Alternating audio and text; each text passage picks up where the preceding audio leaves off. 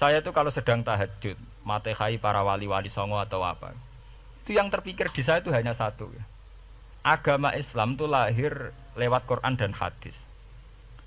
Tapi kemudian tahu-tahu tetap berimprovisasi, berkembang sesuai tokoh yang membawa. Sampean kalau melihat Islam di India dulu sampai perang besar-besaran, kemudian zaman Abul A'la Al-Maududi, zaman periode Muhammad Iqbal, sampai India pecah, kemudian jadi Pakistan yang bernegara apa? Islam, karena banyak konseptor Islam yang tidak setuju negara sekuler. Akhirnya mereka misah jadi negara Islam Pakistan. Kemudian Timur Tengah juga begitu.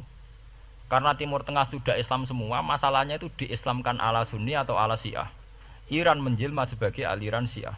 Yang Sunni dianggap sesat, halal darah. Irak zaman Saddam Hussein pemerintahan Sunni.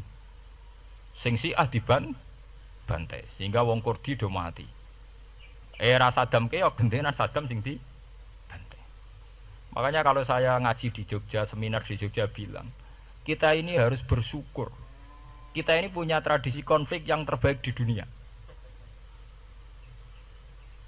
Kita ini punya tradisi konflik yang terbaik di dunia. Sampai nak Isra Ikhwanil Muslimin teng Mesir, Badan Intelijen Nasional atau Badan Stabilitas Nasional, Bakor Setanas itu harus terima kasih sama tradisi tokoh-tokoh Islam di Indonesia. Lepas dari kita setuju tidak setuju itu terserah. Tapi kita punya tradisi konflik yang paling baik di dunia. Kurang bencinya Gus Dur sama FPI atau FPI sama Gus Dur, paling mereka ya adu statement di depan wartawan. Itu bagus sekali. Cara neng Arab wis tembak-tembakan. Kita punya sejarah. Secara pesantren saya itu punya sejarah panjang. Zaman Mbah Imam beda dengan Mbah Zubair, zaman Kiai Memun beda dengan Kiai yang lain. Paling adu statement saat ada tamu itu paling bagus. Kita punya tradisi konflik paling bagus di dunia. Kayak apa mangkelnya orang NU saat Gus Dur diimpis, dipecat. Tapi habis itu ya sering seminar ketemu Amin Rais. Ya mereka adu polemik, ini tidak konstitusional, ini apa. Gus Dur nggak jurus dekret. Sing sitok nggak jurus sidang istimewa. Nah, kurang serem sidang istimewa dilawan sidang luar biasa. Pokoknya agak istilah sing serem-serem. Tapi tidak saling bunuh loh, sampean harus syukur loh. Selama ini orang awam sering bilang, loh kiai kok tukaran. Sampean bandingkan di Timur Tengah, jenenge tukaran mesti tahdirudam. Para polisi, para badan intelijen, para yang menjaga stabilitas negara ini harus terima kasih sama tradisi tokoh-tokoh Indonesia. Yang namanya di Mesir, di Irak, di mana-mana jenenge tukaran mesti melibatkan pertumpahan darah. Saat Arab Saudi jadi Wahabi itu besar-besaran itu. Pembunuhan apa pengusiran orang-orang Sunni. Tapi di Indonesia enggak. Desi anarkis. Paling itu tadi adu polemik. MLB dilawan MLB itu masih keren sekali, tidak apa-apa. Itu lebih baik ketimbang adu jotos atau adu hizib lah. Itu masih bagus. Dan ini sampean biar paham, biar syukur jadi bangsa Indonesia. Kita punya tradisi konflik yang baik. Sampean setelah peristiwa teng Irak, teng Sudan, teng Khartoum, teng Darfur, itu kan orang Islam semua. Gara-gara beda mazhab saling bunuh. Di Mesir ya gitu, Ikhwanul Muslimin dengan pemerintah dan sebagainya. Hatta saya sebesar Sayyid Qutb, sing tokoh populer mohon kabudute mboten jelas. Di Indonesia bagus sekali. Kita menangi zaman secara sejarah, kita menangi bedanya dulu Ahmad Hasan dengan tokoh-tokoh NU. Kulo nu menangi secara sejarah sering baca. Terus zaman anyar-anyarane NU asas tunggal, bedanya Gus Dur dengan Kiai As'ad. Sak mangke bedane PKB dua versi. Mereka menyelesaikan secara beradab. Lewat pengadilan, kok pengadilan kalah lewat MA, beradab sekali. Kita harus bersyukur. Dibanding penyelesaian konflik kayak di Irak, kemudian ngundang Amerika, akhirnya sekarang kacau balau. Di Timor Leste yang latihan bikin rambut surta disuduk. Indonesia paling banter ngobong fotonya SBC. Ya masih terhormat lah, masih artinya masih beretika. Kita harus syukur punya bangsa yang beradab. Wong ras tujuan tadi kiai yo rasan-rasanan. Kiai kok ngono, sing tok kiai kok ngono. Engko sing kiai tengah-tengah yo ana sing ngono ana sing ngene dadi. Sing ra melok-melok biasanya terus milih amane, yo ana sing ngono ana sing ngene. Saya itu berkali-kali ngaji. Sampean kalau sering baca Quran dan menghayati, artinya orang maca Quran pelang-pelang ora karepe menghayati. Saya itu sekarang sesadar-sadarnya, gitu. Saya masih belajar. Gitu. Ini jamaah sini harus tahu. Gitu. Saya hingga detik ini masih belajar.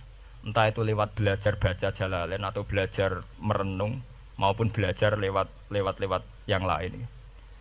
Quran itu dulu ya sering nyebut begitu itu saya tidak paham. Sekarang itu saya paham, tambah paham.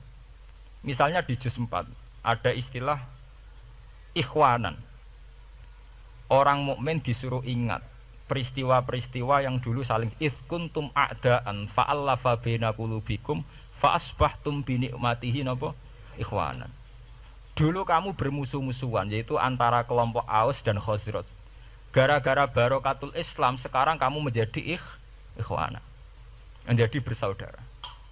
Sampean kalau melihat TV merunut konflik di Irak, sering ada bom bunuh diri, itu kan ada asal usulnya. Memang sekarang orang menimpakan kesalahan itu pada pasukan multinasional yang dipimpin Amerika dan Inggris.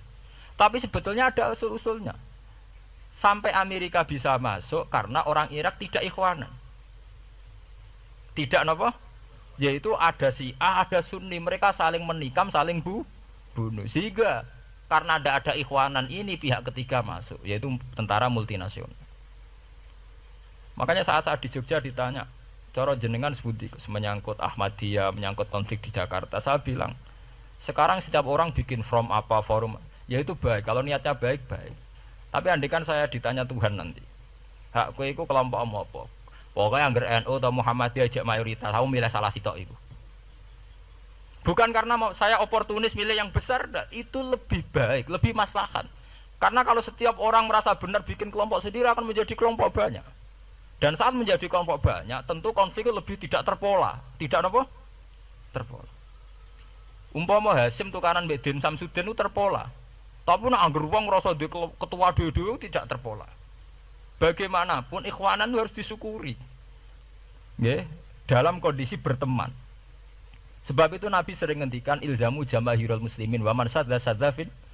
Mbok kamu itu ikut kelompok mayoritas saja. Jamaahirul muslimin cara bahasa netralnya mbok ya kamu itu ikut kelompok mayoritas saja. Karena kalau orang merasa benar kemudian bikin kelompok sendiri itu tidak ada selesainya.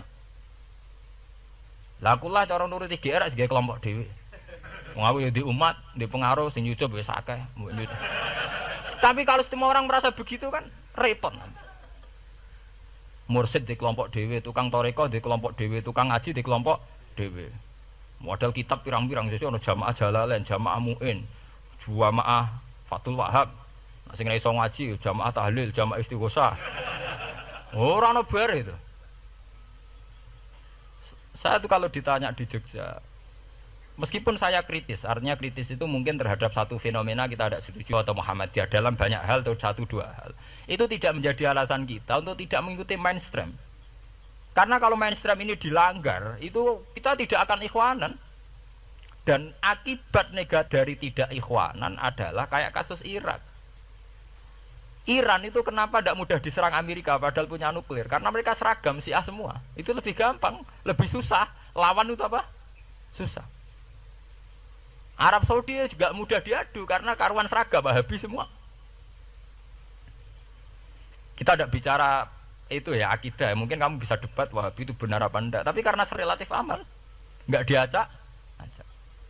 Indonesia juga gitu. Kenapa tidak banyak konflik? Karena orang itu Islamnya kalau udah NU ya Muhammadiyah. Buat cocok ra cocok bae milih. Itu lebih mudah. Ketimbang ada faksi-faksi baru kemudian stabilitas menjadi tambah kacau.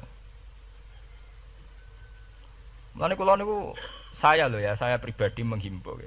Melihat ayat itu dihitung Tuhan sampai Allah ngendikan apa kuntum a'daan fa'allafa baina qulubikum fa asbahtum bi ni'matihi napa. Kekuatan sebuah negara itu bukan karena senjatanya canggih, tapi karena rakyatnya tidak bentrok.